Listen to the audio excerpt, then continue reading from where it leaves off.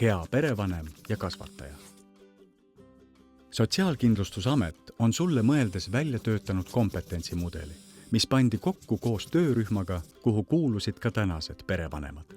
Mudel lähtub just nendest rollidest, mida oma töös täidad, ja siin on kirjeldatud parim versioon perevanemast kasvatajast, mille poole peaks iga selles rollis olija pürgima. Oled asendushooldusel kasvava lapse jaoks vanem.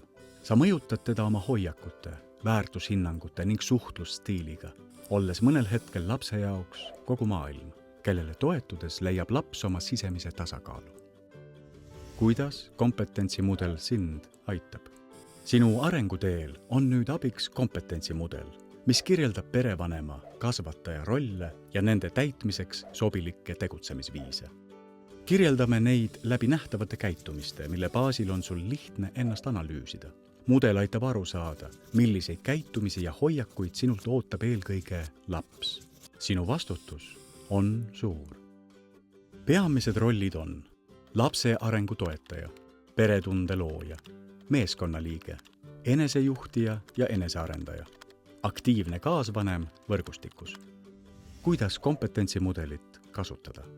Käitumiste kirjeldusi aluseks võttes on sul võimalik tuvastada enda tugevusi ning arengukohti, luua koos juhiga plaan, milles ennast arendada. Samuti on juhil võimalik uute inimeste värbamisel neid töövestlustel aluseks võtta.